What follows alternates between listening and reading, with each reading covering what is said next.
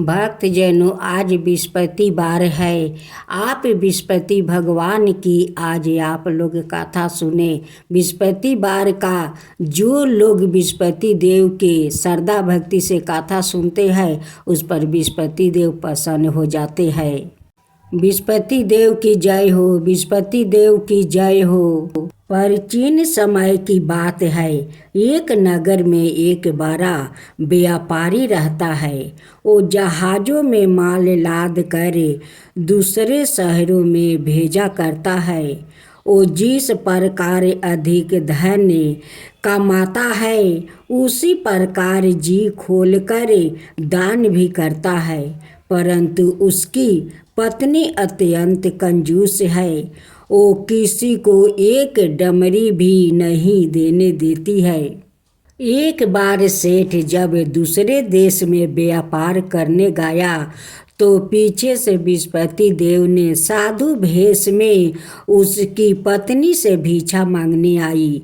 व्यापारी की पत्नी बृहस्पति देव से बोली, हे साधु महाराज, मैं इस दान और पुण्य से तंग आ गई हूँ। आप कोई उपाय बताइए जिससे मेरा सारा धन नष्ट हो जाए और मैं आराम से रह सकूँ। मैं यह धन लुटाता हुआ नहीं देख सकती। बृहस्पति देव ने कहा, हे देवी, तुम बड़ी विचित्रा हो। संतान और धन से कोई दुखी होता है। अगर अधिक धन है तो इसे शुभ कामों में लगाया करो। कुंवारी कन्याओं का विवाह करवाओ, विद्यालय और बाग बगीचा का निर्माण करवाओ। ऐसे पुण्य कार्य करने से तुम्हारा लोक परलोक सार्थक हो सकता है। परंतु साधु की इन बातों से व्यापारी की पत्नी को खुशी नहीं हुई।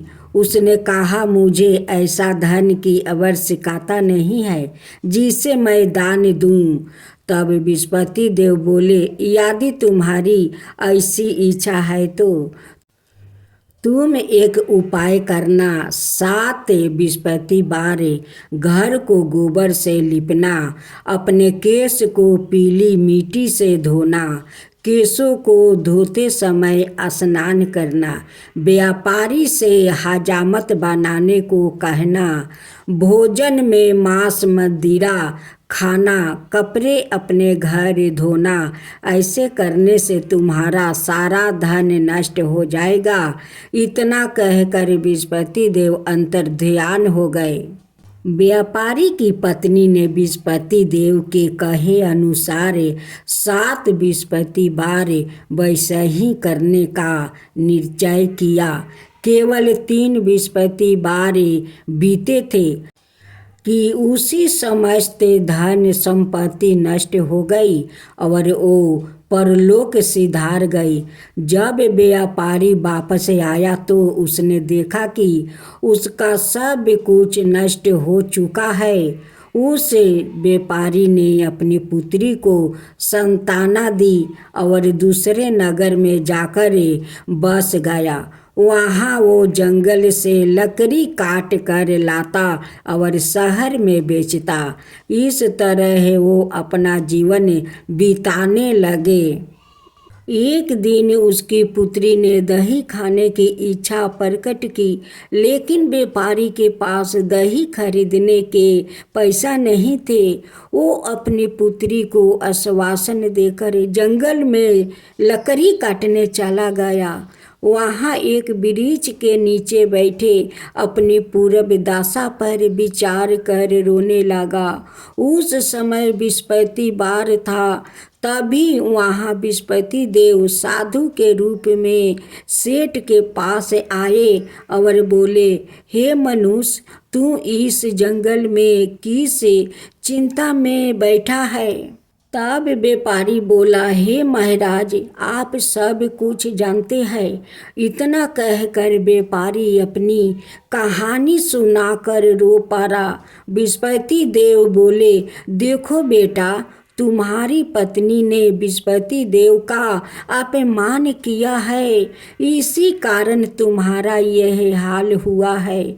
लेकिन अब तुम किसी प्रकार की चिंता मत करो।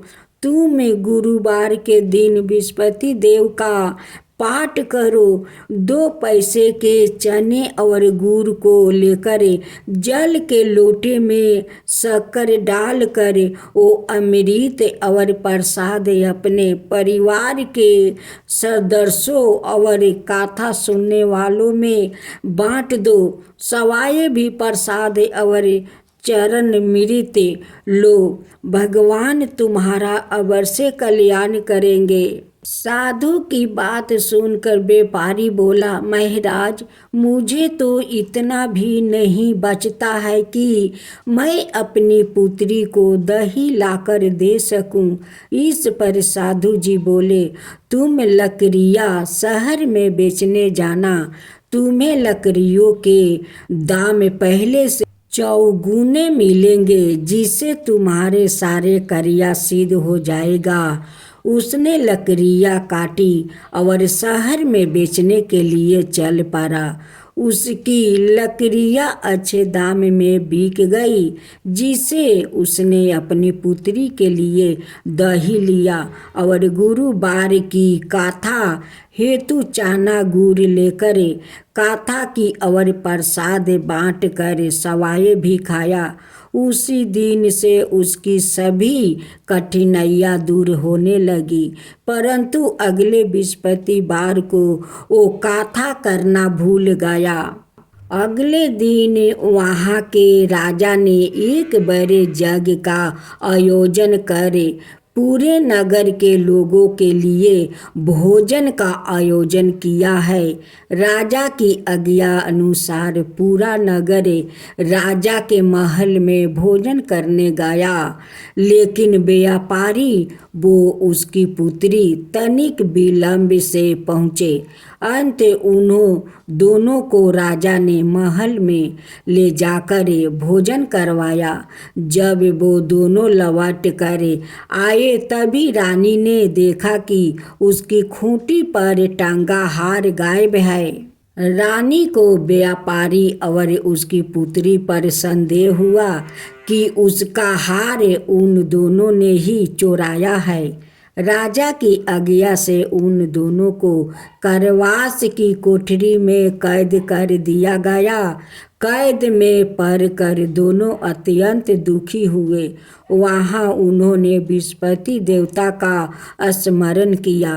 बृहस्पति देव ने प्रकट होकर व्यापारी को उसकी भूल का अभ्यास करवाया और उन्हें सलाह दी कि गुरुवार के दिन कैद खाने के दरवाजे पर तुम्हें 2 पैसा मिलेंगे, उनसे तुम चने और मुनका मंगवाकर विधि पूर्वक बृहस्पति देवता का पूजन करना, तुम्हारे सब दुख दूर हो जाएंगे। बृहस्पतिवार को कैद खाने के दरवाजे पर उन्हें 2 पैसे मिले। बाहर सड़क पर एक स्त्री जा रही थी। व्यापारी ने उसे बुलाकर गुड़ और चने लाने को कहा। इस पर वो स्त्री बोली, मैं अपनी बहू के लिए गहने लेने जा रही हूँ, मेरे पास समय नहीं है। इतना कहकर वो चली गई। थोड़ी देर बाद वहाँ से एक और स्त्री निकली। व्यापारी ने उसे बुलाकर कहा कि हे बहन, मुझे बृहस्पतिवार की कथा करानी है, तुम मुझे 2 पैसे का गुड़ चना ला दो। बृहस्पति देव का नाम सुनकर वो स्त्री बोली, भाई, मैं तुम्हें अभी गुड़ चना लाकर देती हूँ। मेरा एकलौता पुत्र मर गया है। मैं उनके लिए कफन लेने जा रही थी, लेकिन मैं पहले तुम्हारा काम करूँगी, उसके बाद अपने पुत्र के लिए कफन लाऊंगी। वो स्त्री बाजार से व्यापारी के लिए गुड़ चना ले आई और सवाए भी बृहस्पति देव की कथा सुनी। कथा के समाप्त होने पर वो स्त्री कफन लेकर अपने घर गई। घर पर लोग उसके पुत्रा की लाश को राम नाम सत्य है कहते हुए शमशान ले जाने की तैयारी कर रहे थे। स्त्री बोली, मुझे अपने बेटे का मुख देख लेने दो। अपने पुत्रा का मुख देखकर उस स्त्री ने उसके मुंह में प्रसाद और चरणामृत डाल दिया। प्रसाद और चरणामृत के प्रभाव से वो पुनर्जीवित हो गया। पहली स्त्री जिसने बृहस्पति देव का निरादर किया था, वो जब अपने पुत्रा के विवाह हेतु पुत्रा वधू के लिए गहने लेकर लौटी और जैसे ही उसका पुत्रा घोड़ी पर बैठकर निकला, वैसे ही घोड़ी ने ऐसी उछाल मारी कि वो घोड़ी से गिरकर मर गया। यह देख स्त्री रो रो कर बृहस्पति देव से क्षमा याचना करने लगी। उस स्त्री की मिनती से बृहस्पति देव साधु भेष में वहाँ पहुंचकर कहने लगे, देवी तुम्हें अधिक विलाप करने की आवश्यकता नहीं है। यह बृहस्पति देव का अनादर करने का कारण हुआ है। तुम वापस जाकर मेरे भक्त से क्षमा मांगकर कथा सुनो, तब ही तुम्हारी मनोकामना पूरी होगी। जेल में जाकर उस स्त्री ने व्यापारी से माफ़ी मांगी और कथा सुनी। कथा के उपरांत वो प्रसाद और चरणामृत लेकर अपने घर वापस गई। घर आकर उसने चरणामृत अपने मृत्यु पुत्रा के मुख में डाली। चरणामृत के प्रभाव से उसका पुत्रा भी जीवित हो उठा। उसी रात बृहस्पति देव राजा के सपने में आया और बोले, हे राजन, तुम जिस व्यापारी और उसके पुत्री को जेल में कैद कर रखा है वो बिल्कुल निर्दोष है। तुम्हारी रानी का हार वही खूंटी पर टंगा है। दिन निकला तो राजा रानी ने हार खूंटी पर लटका हुआ देखकर राजा ने उस व्यापारी और उसकी पुत्री को रिहा कर दिया और उन्हें आधे राज्य देकर उसकी पुत्री का विवाह ऊंचे कुल में करवाकर दहेज में हीरे जवाहरात दिया। ओम जय बृहस्पति देवा, जय बृहस्पति देवा, छिन छिन भोग लगाऊं के दली फल मेवा। ओम जय बृहस्पति देवा, जय बृहस्पति देवा। तुम पुराण परिमत माँ तुम अंतर्यामी, जगत पिता जगदीश्वर तुम ही सबके स्वामी।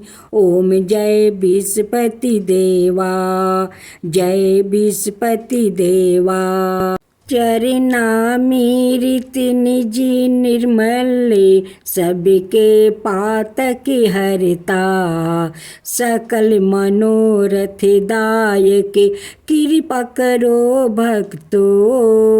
ओम जय बृहस्पति देवा, जय बृहस्पति देवा। तन मन धन अर्पण कर जो जन शरण पारे, प्रभु प्रकट तब हो करे आकर दुआरे खरे।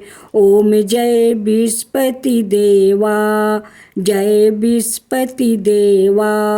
दीन दयाल दया निधि भक्तन हितकारी, पापी दोष सब हरता भाव बंधन हारी।